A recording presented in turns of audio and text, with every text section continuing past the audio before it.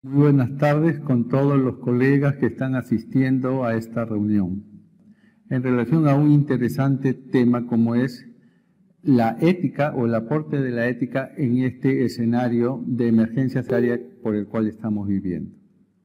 Tema que me toca, la ética frente a la escasez de recursos en la atención del paciente crítico.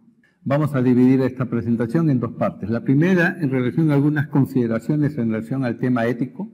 Y en segundo lugar, de qué manera la ética o la bioética nos va a ayudar a dilucidar ciertos conflictos que se presentan al interior de esta problemática de emergencia o desastre sanitario. La pandemia COVID-19, debido a su rápida e imprevista evolución, ha colocado a la humanidad en una situación nunca antes vista ni esperada. Todo lo que sabemos del COVID-19 va cambiando rápidamente. Lo que sabemos del virus es poco, no sabemos mucho de su forma de transmisión, de su tratamiento, el cual puede ir cambiando día a día. Por lo tanto, esta pandemia ha puesto a nuestro país en un estado de emergencia inicial, pero en el momento actual estamos frente a un estado de desastre nacional. La situación de desastre puede ser definida como sinónimo de catástrofe en un suceso repentino y desastroso que altera profundamente el funcionamiento de una comunidad o sociedad, y que produce pérdidas humanas, materiales, económicas o ambientales que exceden la capacidad de la comunidad o de la sociedad en su conjunto de enfrentarlo con sus propios recursos. A menudo las catástrofes son causadas por la naturaleza, pero pueden ser también de origen humano. Esto excluye las situaciones causadas por conflictos y guerras. Dos conceptos a precisar son el de emergencia sanitaria, que es aquella situación que pone en grave riesgo uno o varios valores, por ejemplo, la vida, el bienestar, la salud. Y catástrofe sanitaria es aquella situación de urgencia en la cual la necesidad de atención inmediata es superior a los recursos disponibles.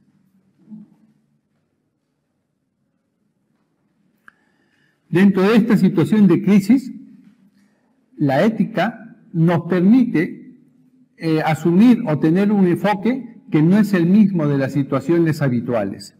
El enfoque ético, por lo tanto, cambia de un contexto individual a uno de salud pública, que sin descuidar el primero nos obliga a que se tengan que realizar mayor priorización en la atención de la salud enfocada en salvar la mayor cantidad de vidas posible.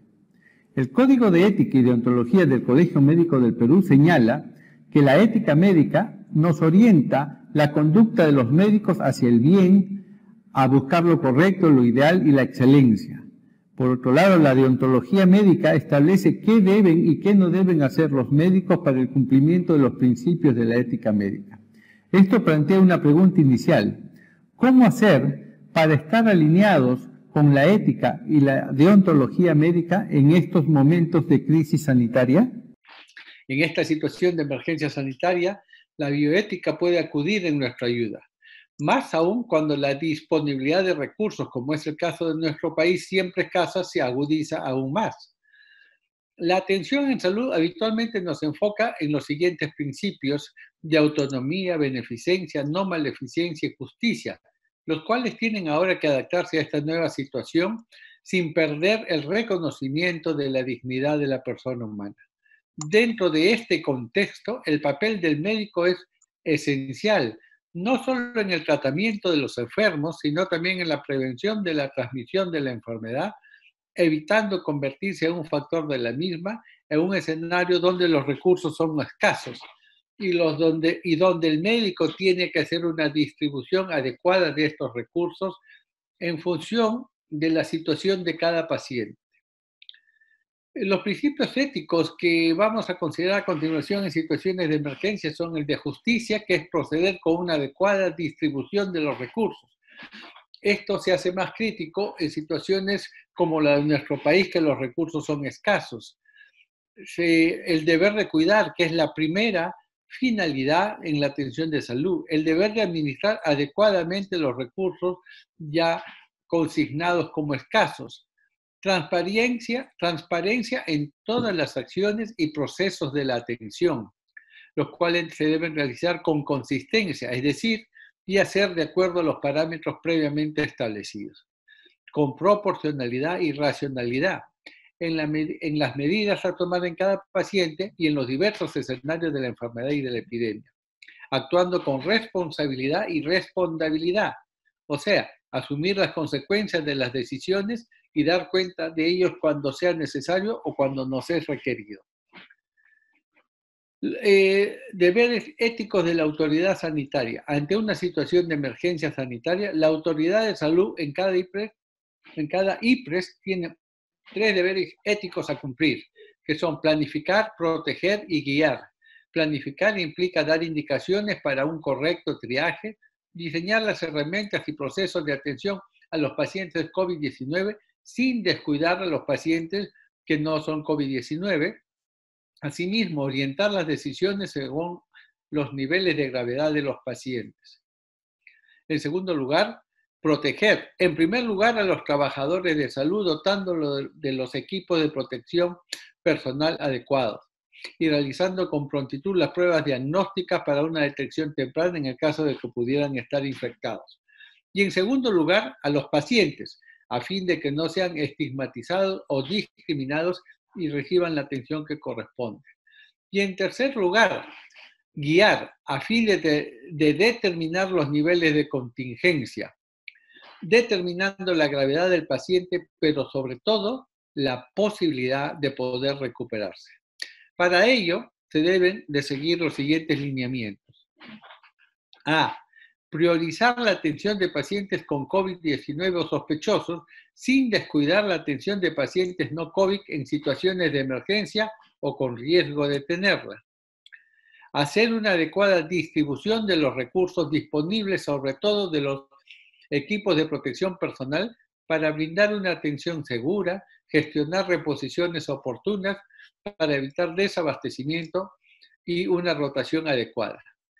Asimismo, es sumamente importante capacitar al personal de salud sobre el adecuado uso de los equipos de protección personal, el cual debe ser proporcionado racionalmente en función del trabajo que realice cada trabajador de salud. De manera tal que estos equipos vayan, en primer lugar, a aquellos colegas o trabajadores de salud que estén en la primera línea de atención.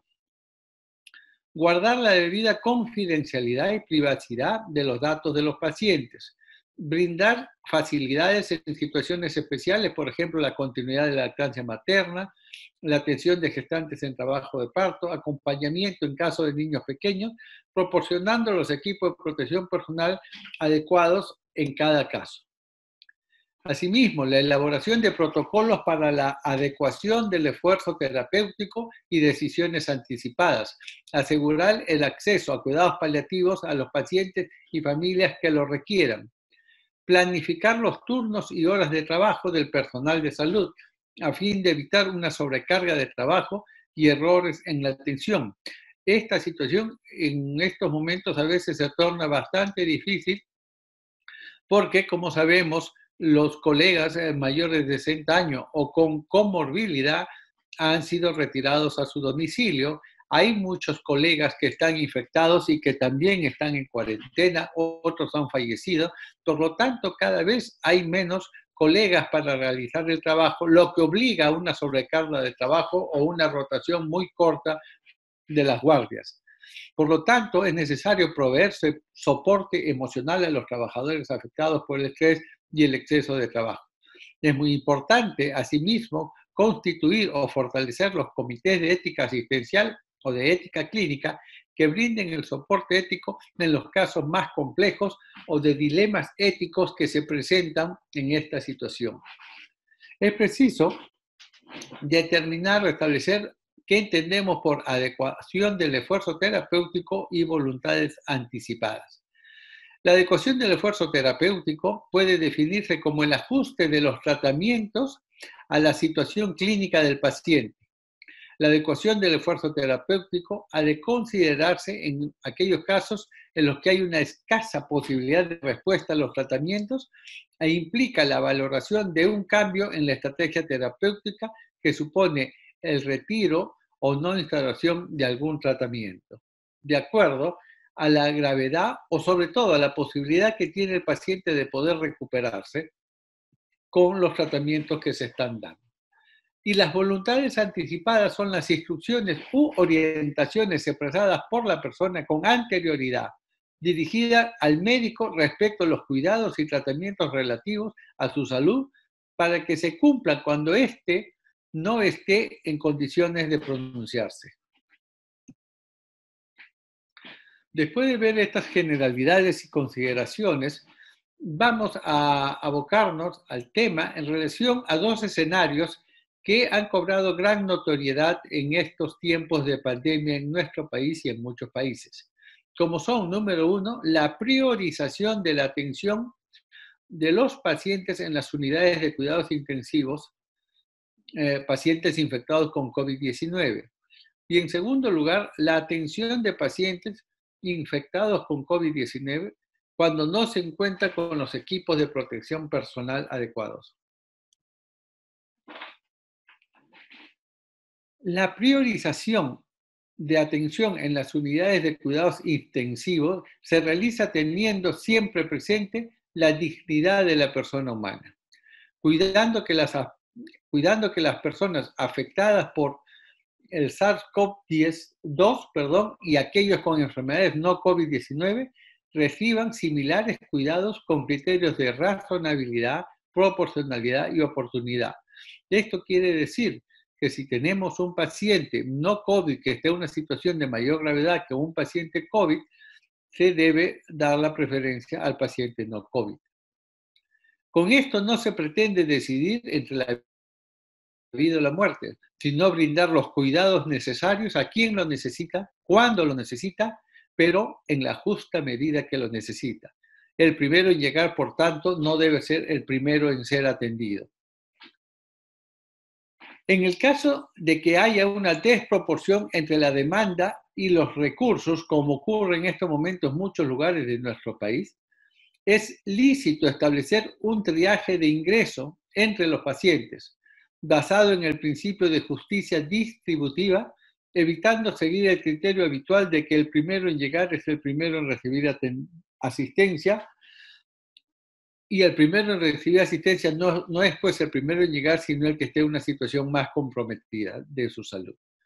Los protocolos de triaje son necesarios y consisten en un sistema de reglas que se aplican en el marco de situaciones de recursos escasos para ayudar a tomar decisiones de una manera justa y transparente para un adecuado uso de los recursos. ¿Qué criterios se utilizan para la priorización? Básicamente tres: la edad del paciente, la presencia de comorbilidades y el estado de gravedad. La edad, porque sabemos que la infección por COVID-19 tiene peor evolución en los adultos mayores, con índices de mortalidad que van duplicándose por cada 10 años de vida a partir de los 60 años, constituyendo esto como un factor de riesgo importante en la evolución de estos pacientes. La presencia de comorbilidades, o sea, de otro tipo de enfermedades que agraven la salud del paciente, como obesidad, hipertensión arterial, diabetes, enfermedades cardiovasculares, respiratorias crónicas, renales y hepáticas, asimismo cáncer e inmunodeficiencias. El estado de gravedad o compromiso orgánico al momento de su ingreso a UCI debe ser evaluado por estándares internacionalmente reconocidos para tratar de determinar adecuadamente los niveles de prioridad para la utilización de las UCI en situaciones de crisis. Así se han establecido 4 niveles de prioridad. En el primer nivel se encuentran los pacientes críticos e inestables que necesitan monitorización y tratamiento intensivo y que no pueden ser proporcionados fuera de la UCI, como ventilación mecánica invasiva. Ellos requieren prioritariamente su ingreso en UCI. Los pacientes con prioridad 2 son aquellos pacientes que precisan de monitorización intensiva y pueden necesitar intervenciones inmediatas, pero no ventilación mecánica invasiva, sí oxigenoterapia de alto flujo. Estos pacientes prioritariamente ingresarán a la unidad de cuidados intermedios o semicríticos. En tercer lugar o en tercer nivel están los pacientes con prioridad 3. Son aquellos pacientes inestables y críticos, pero que tienen pocas posibilidades de recuperarse a causa de la enfermedad o de los concomitantes que tenga el paciente antes de la infección aguda, en este caso por COVID-19. Estos pacientes pueden recibir tratamiento intensivo para aliviar su enfermedad aguda. Pueden también establecerse límites terapéuticos, como por ejemplo no intubar y no intentar reanimación cardiopulmonar. Entonces, estos pacientes requieren atención, pero dado que la probabilidad de recuperarse es muy baja, muy pobre, no requieren prioritariamente su ingreso a la unidad de cuidados intensivos. Y en el cuarto nivel tenemos la prioridad 4, en el cual su ingreso no está generalmente indicado.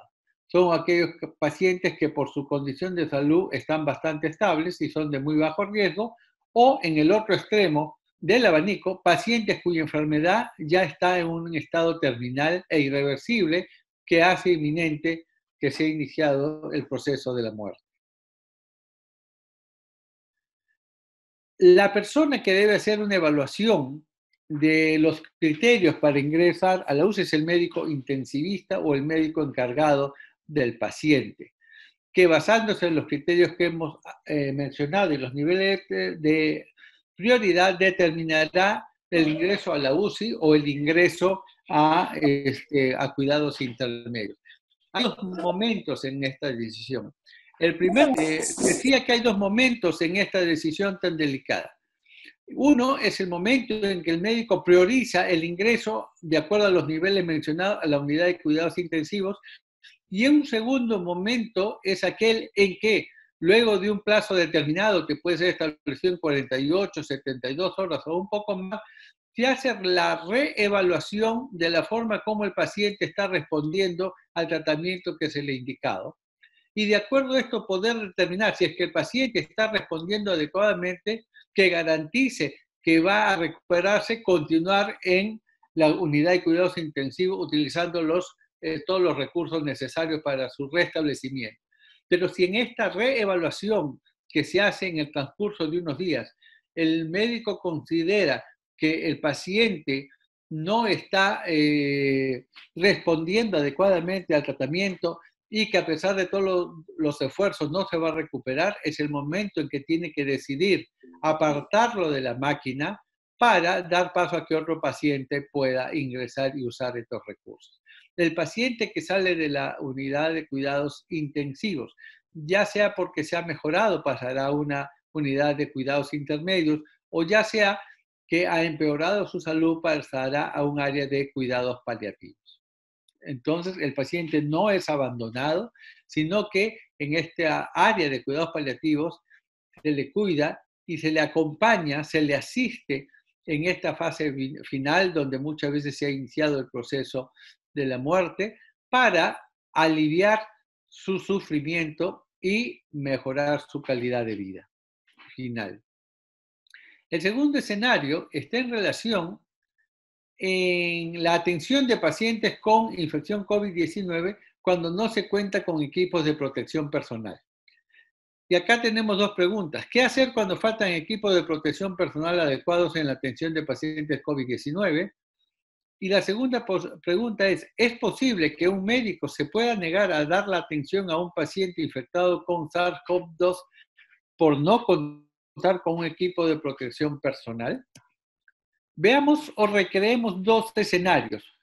En el primer escenario, el médico se encuentra en la UCI, COVID-19, con un equipo de protección personal incompleto o inadecuado, e ingresa a un paciente con dificultad respiratoria severa y requiere ser intubado inmediatamente. En un segundo escenario, ingresa un paciente a la sala de operaciones que requiere una cirugía de urgencia y el anestesiólogo, el cual no tiene el equipo de protección personal adecuado o está incompleto, tiene que darle la anestesia, con el riesgo en ambos casos de que los aerosoles que se puedan eliminar por parte del paciente puedan contagiar a estos especialistas. La pregunta es entonces, ¿está obligado el médico a proceder a la intubación sabiendo que en el procedimiento se generarán aerosoles y al no tener la protección correspondiente corre un alto riesgo de contagio y por tanto de poder enfermar? La respuesta la vamos a dar en dos aspectos, un aspecto ético y un aspecto legal.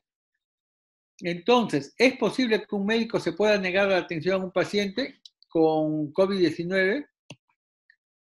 Desde el punto de vista ético diremos que la Asociación Médica Mundial establece que debido al compromiso en el cuidado de los enfermos, los médicos tienen individualmente la obligación de proveer cuidado médico urgente en situaciones de desastre.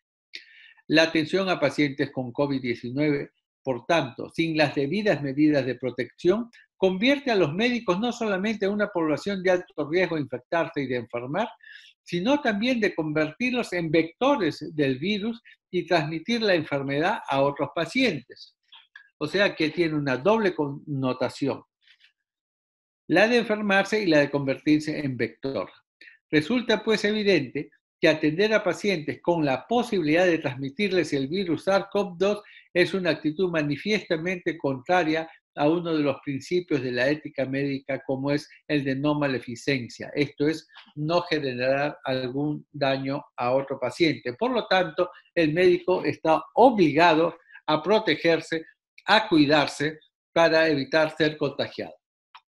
Muchas veces se le pide al médico y al personal de salud más cercano a él tomar acciones heroicas al enfrentarse a este enemigo invisible como es el virus SARS-CoV-2, sin tener en cuenta si tiene o no las armas suficientes y necesarias para ello.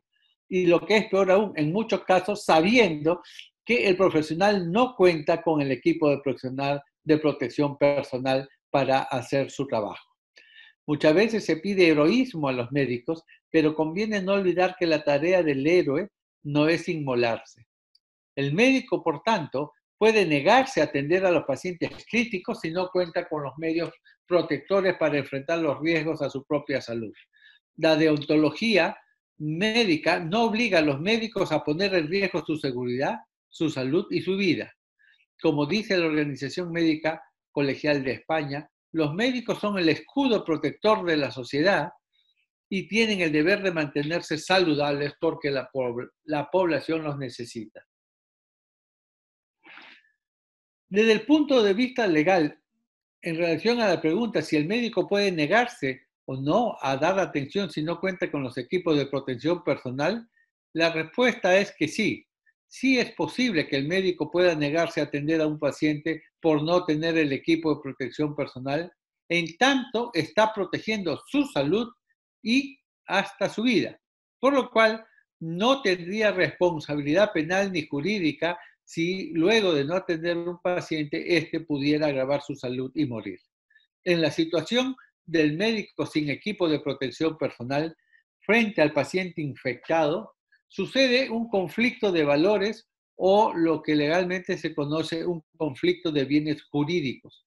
Por un lado, es la vida y la salud del médico y por otro lado, la vida y la salud del paciente, siendo que la propia integridad del médico vale igual que la del paciente. En este sentido, el negarse la atención en las condiciones antes señaladas está plenamente justificado, ya que el peligro de contagio, si no se usa un equipo de protección personal adecuado, es inminente, por lo que jurídicamente se valora que este peligro expone la vida del médico frente a la del paciente, sumado a que es imposible que la ley obligue al sacrificio de una vida por otra, siendo la vida un fin jurídico superior, el médico expuesto al riesgo tiene derecho a protegerse y a negarse a dar atención si es que no cuenta con el equipo de protección personal adecuado y completo. A criterio del jurista Klaus Roxin, con relación a los deberes especiales, indica que los deberes de soportar peligro no son deberes de sacrificio, sino de riesgo, lo que significa que el médico no debe sacrificar su vida ante el inminente peligro que es el contagio del COVID-19 cuando no cuente con el equipo de protección personal adecuado. La Ley 29783, Ley de Seguridad y Salud en el Trabajo, establece que corresponde al empleador proporcionar a los trabajadores los equipos de protección según el tipo de trabajo y riesgos a que enfrentan. Es una falta grave no dotar de los equipos para su seguridad. Por otro lado, resulta necesario que el trabajador en salud, el médico, informe y demande oportunamente la falta de equipamiento mediante documentación para una mayor seguridad jurídica. Por lo tanto, dado que en esta situación de epidemia, no siempre los canales correspondientes para comunicar la escasez de recursos de salud para la atención de estos pacientes, resulta muchas veces difícil de realizar y de comunicar la falta de estos equipos. Por lo tanto, los médicos se ven en la necesidad de utilizar las redes sociales para comunicar la falta de estos equipos para realizar un adecuado trabajo. Por lo tanto, las autoridades, lejos de castigar este tipo de situaciones, en lugar de agradecer que le pongan en conocimiento de las deficiencias que ocurren, debería, como digo, agradecer y no, por otro lado, como ocurre en algunos casos, castigar a estos médicos que se ven obligados a utilizar las redes para comunicar estas deficiencias. En conclusión, en esta época de epidemia se presentan pues más de uno o dos o más dilemas éticos, sobre todo relacionados con la escasez de recursos, tanto humanos, porque cada vez hay menos médicos, como recursos técnicos. Por lo tanto, se deben optimizar los procesos de evaluación para el ingreso de los pacientes críticos a la UCI, así como evaluar adecuadamente el curso clínico de los pacientes en UCI de manera tal de iniciar el destete de la ventilación mecánica lo más rápido posible y permitir la movilización a áreas no críticas, sea cuidados intermedios si el paciente se está recuperando, o sea el área de cuidados paliativos si es que el paciente no está respondiendo adecuadamente al tratamiento.